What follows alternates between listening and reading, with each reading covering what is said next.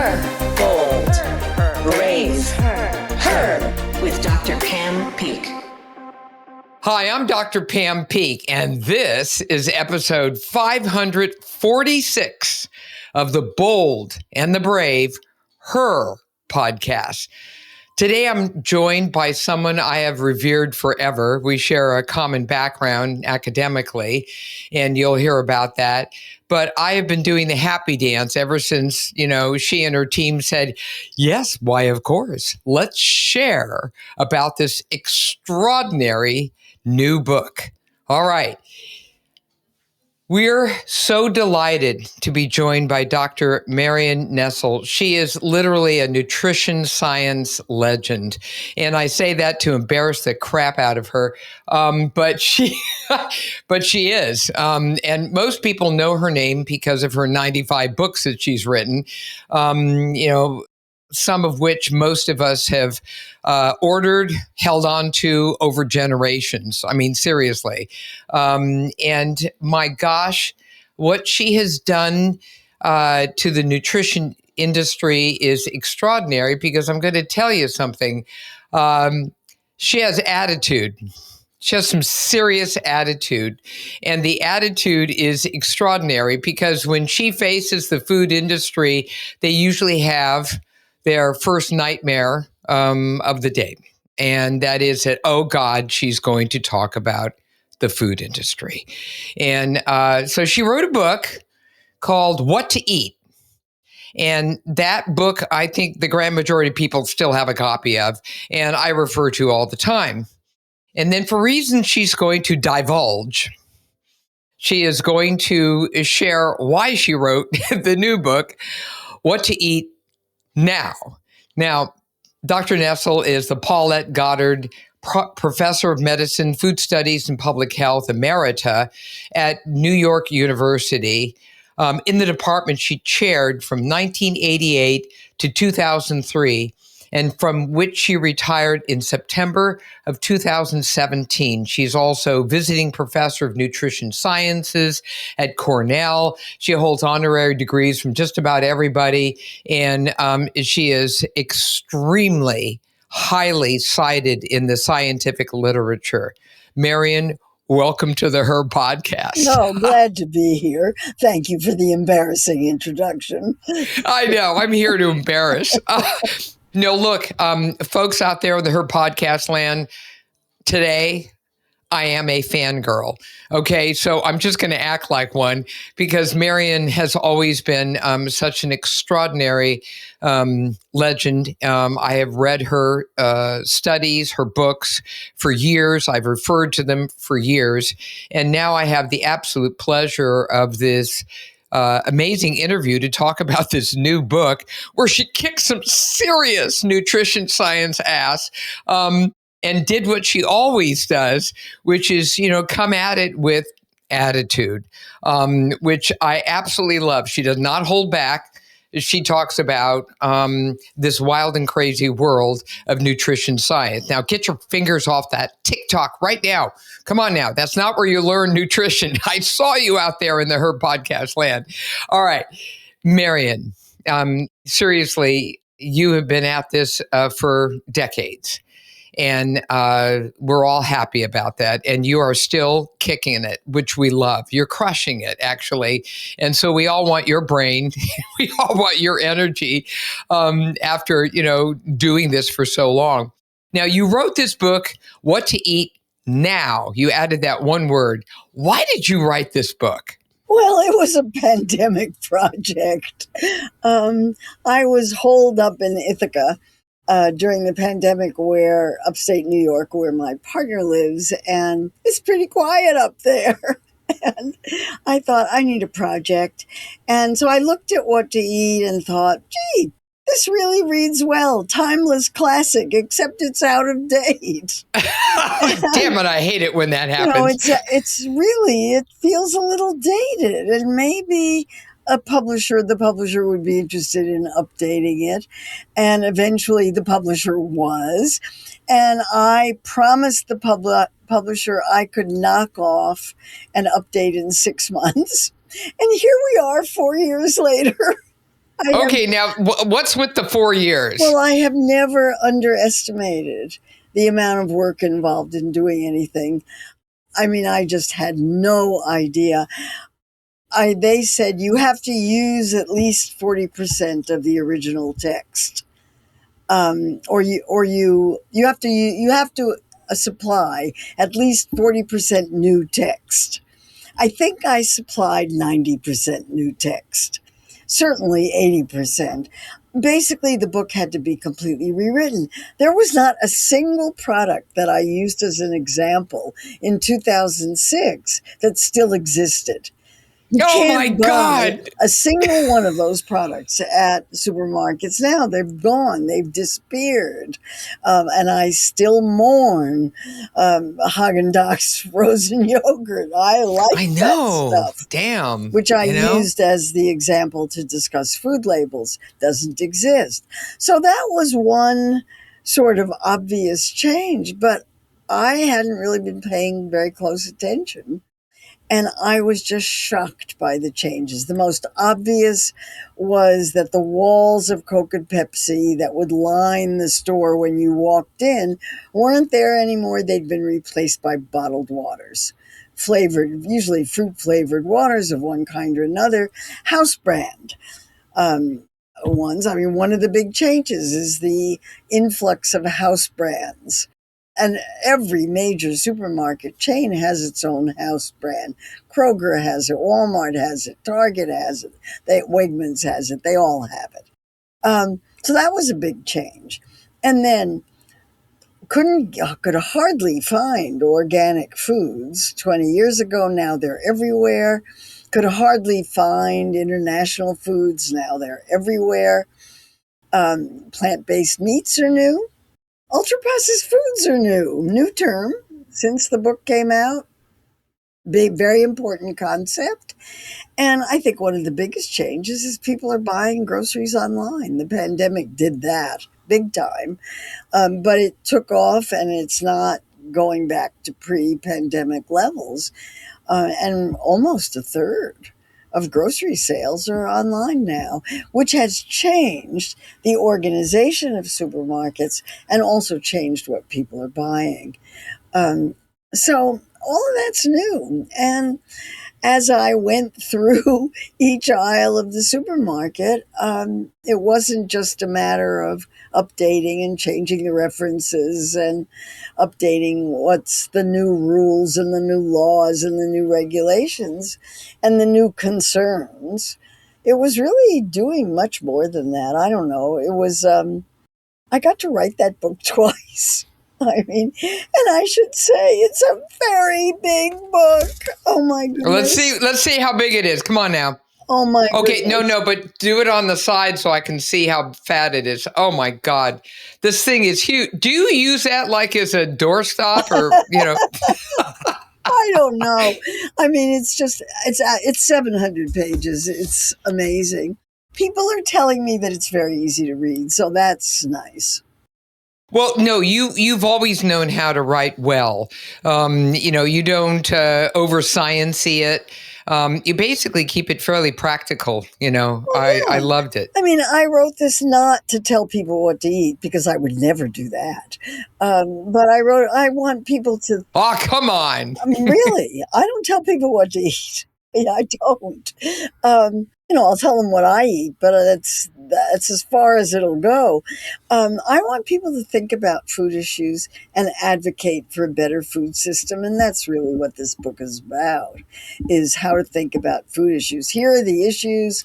Here are the trade-offs. Here are the things you need to think about if you want to think about them. And if you don't, just go to the store and buy what you want and don't give it a thought. So what are I was looking at the book. You've got the basics, which I love, diet and health, decoding the food labels. I mean, the food labels have gone through a few little changes in the last generation, right? Yeah, and the health claims, endorsements, and then the whole issue of diets and dieting. Yeah, give us just a very brief little touch base on diets and dieting. Well, all diets work if you stick to them. They all work. Okay, let's move on. Every single one of them will work if you follow it. The big ones now are high protein diets. That's the current fad. That'll change eventually. Right now, everybody's pushing protein, which as a nutritionist, I find hilarious because most people eat twice the protein they need already, and you certainly don't need any more. And you just pee it out anyway. No, you use the amino acids for building blocks, and if you've got too much, No, but excessive. yeah, you're if you have burning it off as excessive. energy and storing Yeah. it as fat and doing all those other things. But protein is unlikely to be harmful or seriously harmful in large quantities. But it makes no sense to me to eat protein supplements, or protein's in everything. It's in potato chips. It's in soft drinks. It's in beer.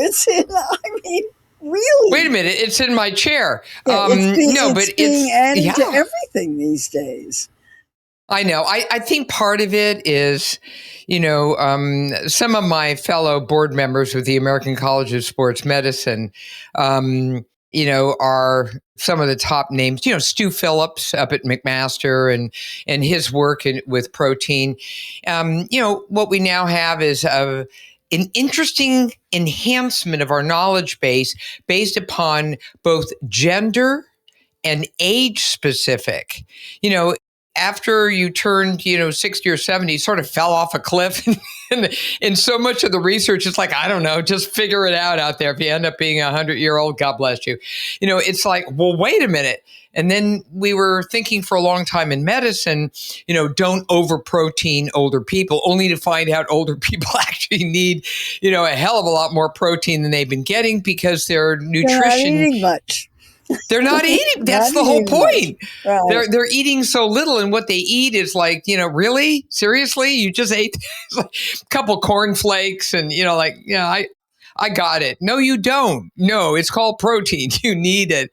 And of course, when you're facing frailty, when you're facing the sarcopenia, when you drop age-related muscle during your 60s, you need to be able to be on top of all of that and be proactive. And I think that that's a very good thing. We're looking at protein and health in that regard. And I'm also extremely happy to see that there's some gender-specific research coming out. Oh, my goodness, women and men. When I was at the NIH, Bernadine Healy showed up. She was the first woman and the only woman to ever run the joint. And first thing out of her mouth was, not a penny to anyone unless you include women in your research if it's appropriate, right? And I was like, you go, girl.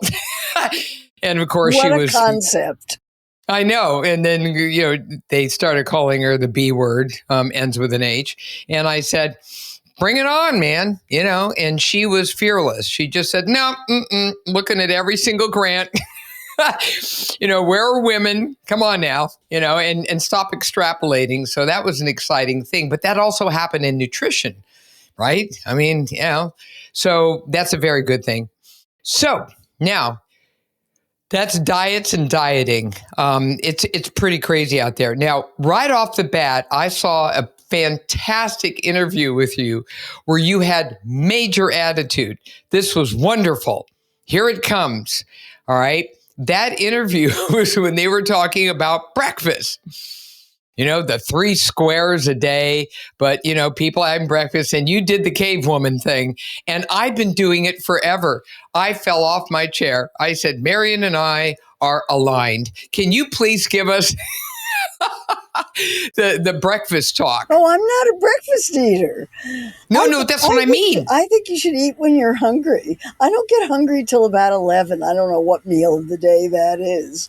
But that's when I feel like eating, and I don't really want to eat anything before then. And I certainly don't want to eat anything when I first wake up.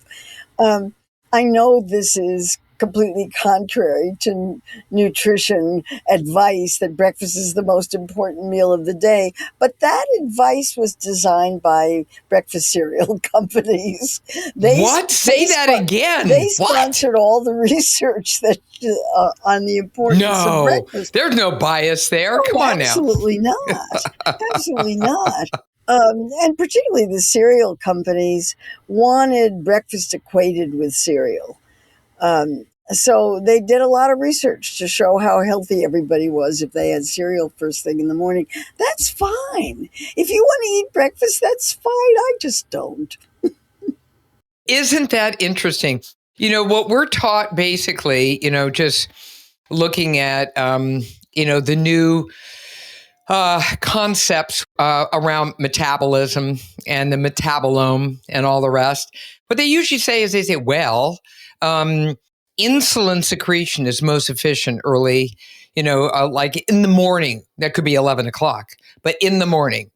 And that by the time you hit around, after 3 o'clock, 4 o'clock, it becomes less efficient, meaning that you're really not metabolizing optimally, meaning that, there's a greater chance that if you do take in your carbs and all the other little goodies later in the day, and certainly when you're having Mount Saint pasta for dinner, then, and it's usually a late dinner, that your insulin's like, meh, what do we do with this stuff?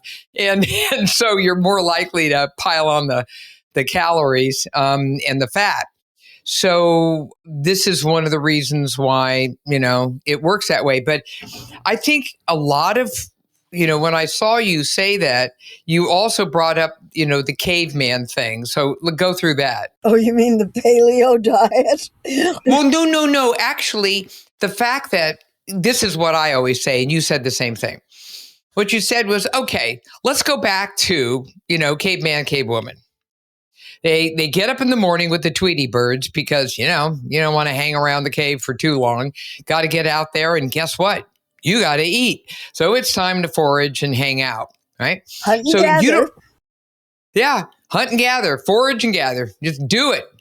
And so what ended up happening was, they were lucky to score a meal every day.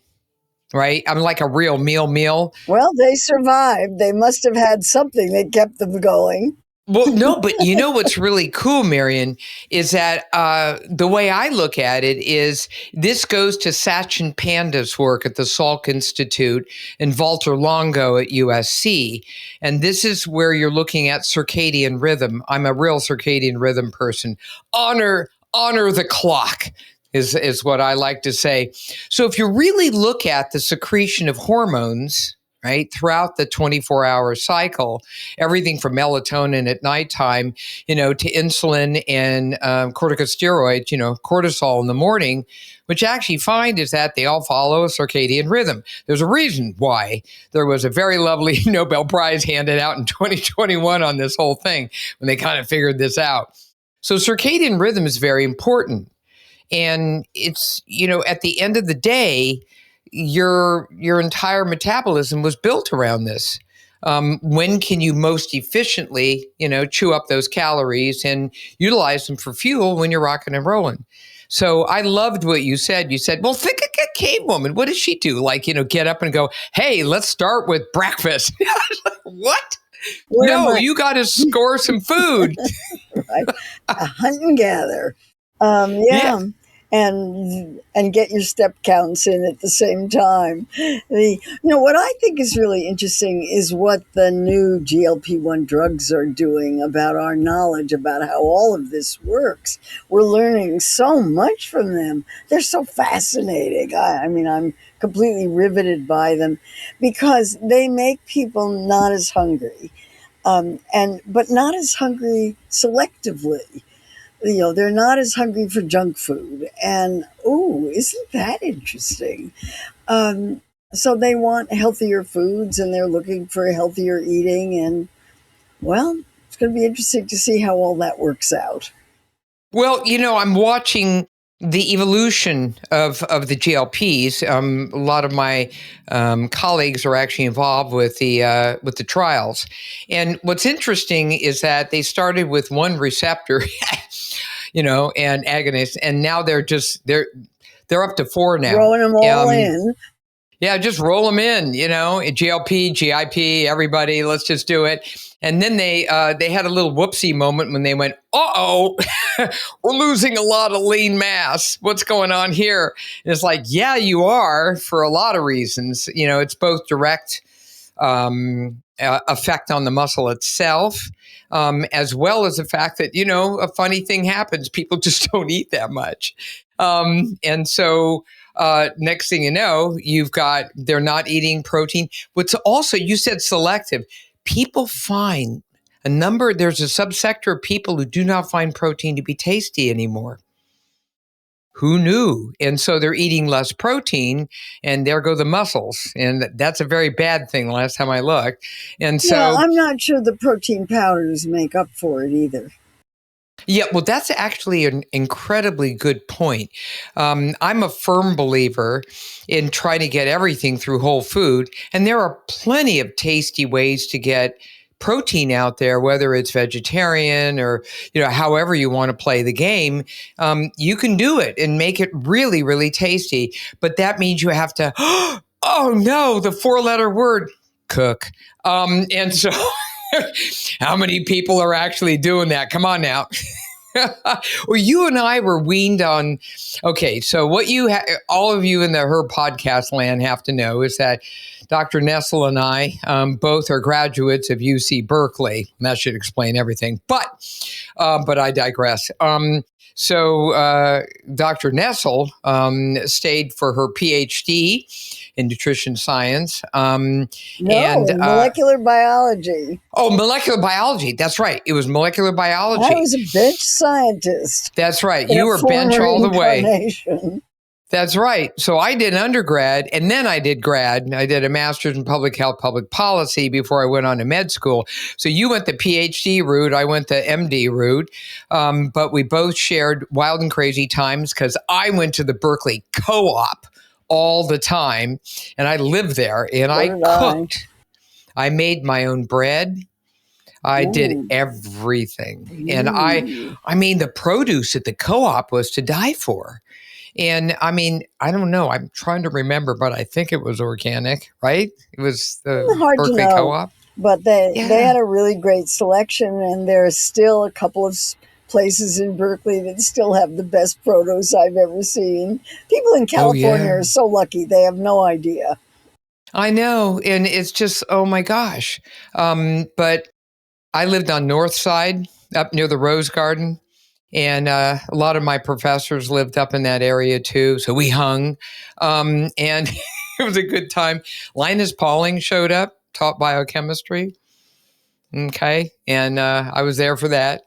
He lived up on North Side as well with his little paper bag and his lunch in those little brown bag thing. It was kind of cool. So, just talking to you brings me right down memory lane because we had a different appreciation of food then. For me, whole food was whole food. I mean, you ate produce and you cooked. Well, there wasn't as much processed food then. Exactly. There really wasn't, or what we're now calling ultra processed. Okay, now you've mentioned that twice. So Tag, you're going to have to explain this because you know the hellscape out there on trying to explain ultra processed. What is this? It's a term that's new since the first edition of the book. So, and I think it's a very important concept. It was invented by Carlos Monteiro, who's a professor of public health at the University of São Paulo in Brazil. Okay, Brazil. We're Americans. We don't care what happens in Latin America. But this was a very important concept. And he divided foods into a classification system called NOVA, which is what he named it, that divides foods up by their degree of processing. And he did the first 3 categories are food, and they're unprocessed foods, apples off the tree, corn off the cob, that kind of thing. And then processed culinary ingredients, which are things like salt, sugar, fat, that you add to unprocessed foods in order to make them processed, which includes foods that are frozen and foods that are canned, but minimal processing. And then the fourth category he called ultra processing, which are industrially transformed foods that don't look anything like the foods they came from, require elaborate equipment to turn into these things, usually have a lot of additives, as well as salt, sugar, and fat, are designed to be irresistibly delicious, if not addictive, and are, you can't make them in your home kitchen because you don't have the additives or you don't have the equipment. Once those categories were established, it became possible to do research. And there have now been more than 1,000 studies with the word ultra processed in the title. And of those, there are more than 100 clinical trials. And of those clinical trials, 90% show that ultra-processed diets in which the majority of calories come from ultra-processed foods, are increase the risk of obesity, type 2 diabetes, heart disease, cancer, overall mortality, the whole works. Those are observational studies. They can only show correlation. They can't show causation. But yeah. there are now 3 or 4 clinical trials, extremely well controlled, that demonstrate that ultra-processed foods induce people to eat more calories than if they're eating relatively unprocessed diets, but a lot more calories. So in the first study, 500 more calories a day. In the second, 800, and in the third, 1,000 more calories. So for me, that's reason enough to sort of cut back on these things. Nobody in the United States needs extra calories these days.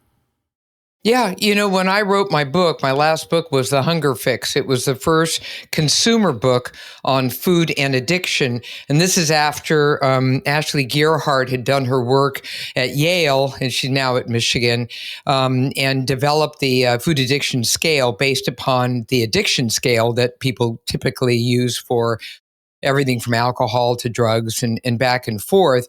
And I knew this. I could listen to this on the part of my patients. They were absolutely hooked. There was no question. And the other thing I ended up doing was I was asked by one of the largest addiction groups in the country to come and to try to address the issue of addictive eating. Because what would happen is they'd go to some fancy schmancy rehab, spent a lot of time in California, just saying. And they're at a fancy schmancy rehab. And this is what they would do. First I had to observe, most of this was not shocking, but it was kind of wild. And so they'd be off there. Now, no one's on just one thing anymore. They're on all of the above at whatever time and whatever date. So it's alcohol and pills and injections. And, it's a wild west out there. And it just breaks my heart. When I see that, when I see a person coming in who's just, so we get them through the hell of that. Then this is what they do. They start, drinking can after can of Monster, Red Bull. Oh, dear. So what they're doing is the action is taking place in the nucleus accumbens, which is the reward center of the brain. And what they're trying to do is they're trying to get, as it were, a legal high. They want to get as much pleasure and as much dopamine release as they can get that would even come within spitting distance of heroin, meth, fentanyl, God knows what else, alcohol and back and forth. So they would, seriously, they would pour a cup of coffee and half a bag of sugar would go into it.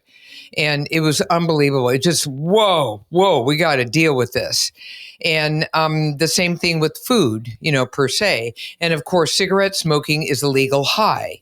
So you'd see a lot of smoking and a lot of this crazy, eating thing going on. So what we decided to do, I put together a culinary team of wild and crazy people, right? And chefs and RDs and culinary nutritionists. Okay, so people who really had a hell of a background. And I grabbed them all and I said, we're going to fight it out with the, with the high level sugar stuff and the caffeine stuff. And we created menus that were 50 times more delicious than the stuff they were trying to get. And then I converted them over to water with beautiful fruit cut up in the water.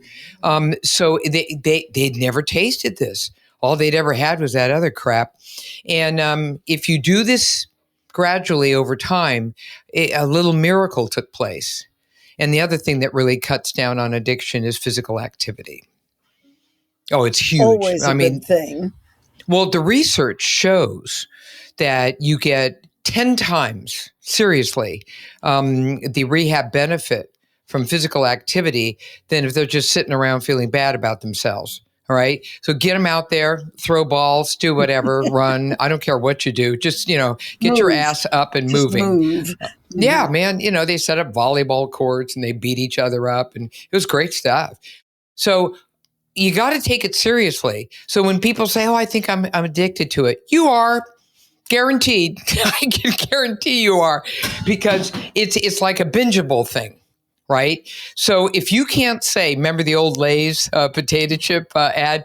If you can't have just one, if you can't have just one, okay, that sucker in front of you, whatever it is, all right, liquid or solid, that is a bingeable. Well, that's the way I wrote it up. Food companies are not social service agencies, and they're not public health agencies. They want you to eat as much as you possibly can of what they're making, because they've got stockholders to please. Well, there's a lot of that going on. And, you have this one section called the center aisles. I always love the center aisles when you write that, because it's going to be hell to pay. And this is where you went into ultra processed.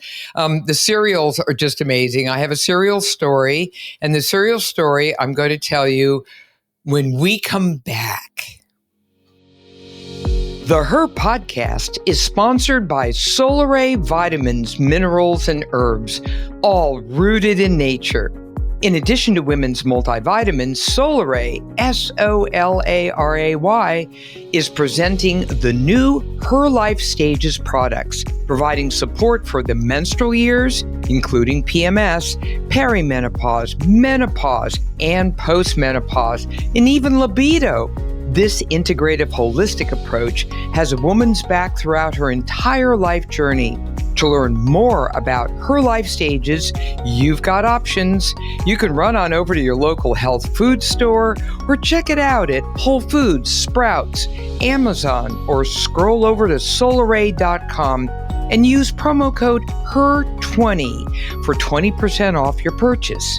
Women, Solaray's got your back. And we're back. Okay, it's cereal time. So I just interviewed a kind of an amazing person on my podcast, and this was fairly recently. So her name is Natalie Grabow, and she became, quite the sensation all over the internet. Why? Well, she's 80, and she was the first woman at the age of 80 to ever successfully complete the Ironman triathlon world championship in Kona. Now, I'm a triathlete. I'm here to tell you that sucker is kick ass. And there were 30-year-olds who didn't finish. And here she is. She's kind of trooping through. And she finished. The best part of it, and the reason why it was so popular, is about I would say 10 feet right before she hit, there's always an archway, which is the finish line. And we wear chips, so they're attached to our ankle or someplace. And so we have to get across the archway for the chip to go ding, and they give you your time, your actual time. So you got to get out of that. So just as she's 10 feet away, she face plants. I mean to tell you, it was gorgeous. Oh, no. So she's running along. No, it was kind of cool. She's swinging with the program here. What happened is the computer carpet had some wrinkles in it, and she stumbled over one of those wrinkles because let's just say a whole lot of people had been ahead of her. This was 16 hours and 44 minutes or something. Because you had to make it in 17 hours. So she made it. She picked herself up. She had that look about her, kind of reminded me of you. She's just like, who's the moron who, put the wrinkle here? I'm going to slap him. And she had that little look. It wasn't like, oh my God, I fell. Oh, no. She was like, come on over here if you did this to me. I'm going to show you which way is up. So then she went right through the archway. The whole place fell apart and, whatever. So I said, I got to talk to her. So we did.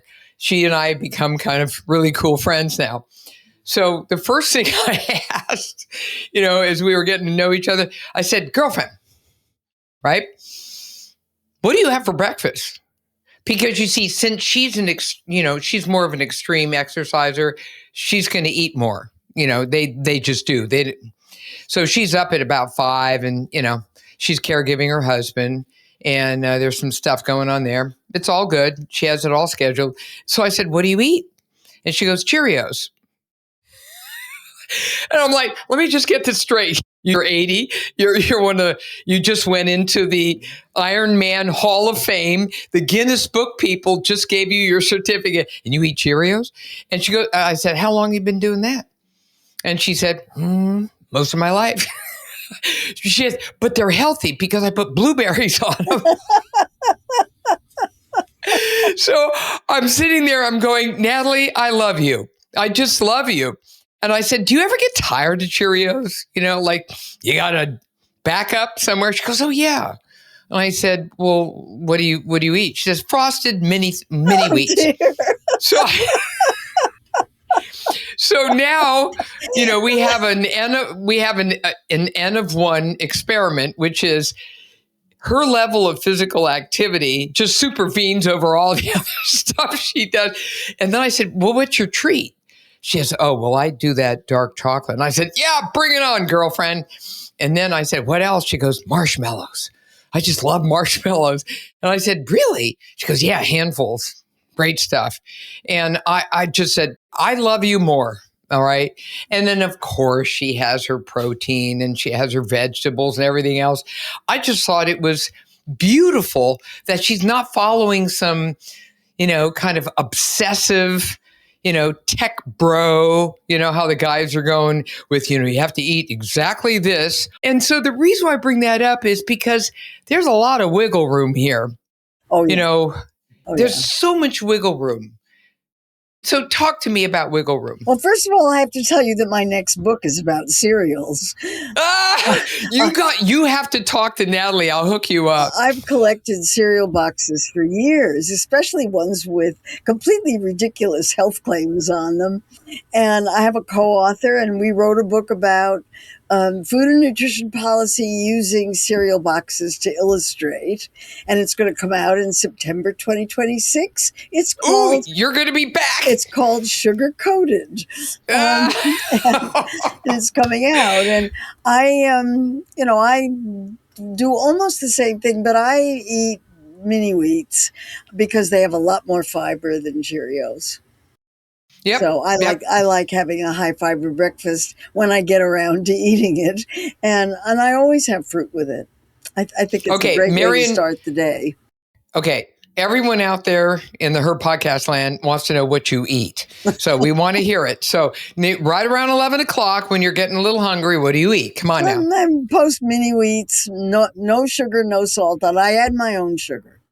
And even adding my own sugar is going to be a lot less than pre-sweetened cereals. And I have blueberries or some other kind of berries with it. That starts the day. After that, it's a free-for-all. It just depends on what I'm doing and where I am and what's happening. So are you a flexitarian? What are you? Absolutely. I'm an omnivore.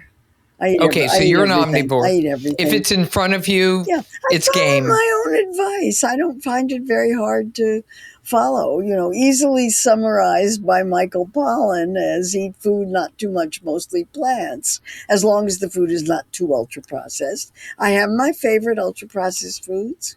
If you ask me my favorite food, it's Okay, go for it. I'm waiting. ice cream. I love ice cream. Yeah, It's fantastic. I just like high quality ice cream. Oh, yeah. If I'm going to have it, I don't want trash. Yeah, I want really good ice cream, and I particularly like ginger. But I think that the idea that one diet is a prescription for everybody makes no sense. You look at worldwide diets, they're completely different. They vary in every possible way, but the basic principles of good nutrition are always the same. And that's to eat a wide variety of relatively unprocessed foods in reasonable amounts. I know. And then Pretty obviously simple. match it with physical activity. Oh, Notice yeah. I don't use the E word, exercise. No, I live in New York. I don't exercise. I just live in New York. Marion, what words of advice do you have for people out there as we do the close now? As they feel hopeless, seeking out help from TikTok and Google. Food is one of life's most important pleasures, and it's really important to enjoy your food. And I just wish everybody wouldn't worry so much about it and just eat real food. Don't eat a lot of junk food. Make sure you eat your vegetables and don't worry about it. Eat what you like. Have fun with it. Food is wonderful fun. And act like a cave woman. That's what I have to say. Well, I love it. I'm not Everyone sure out about there, that. I've had the absolute pleasure of having someone I've revered for so long, Dr. Marion Nestle. And she is the author of God knows how many books. But the most important one right now is What to Eat Now. What to eat now. And then in next year, you're going to get sugar coated too. There's another one coming down the pike. Marion, I can't begin to thank you. Oh, well, thank you. It was a pleasure to be here. It's great to see you again. Awesome. And I want to thank my sponsors, Solar Ray Vitamins, Minerals, and Herbs Rooted in Nature, and their new Her Life Stages products. Scope it all out at solaray.com and take a moment, leave a review for us now because we love to hear from you. This has been a production of Podcast Health. And remember, you're in this world for a limited time, but the things you can do with that time are not. So come on out there. Carpe diem, seize the day. Thanks for listening, everyone.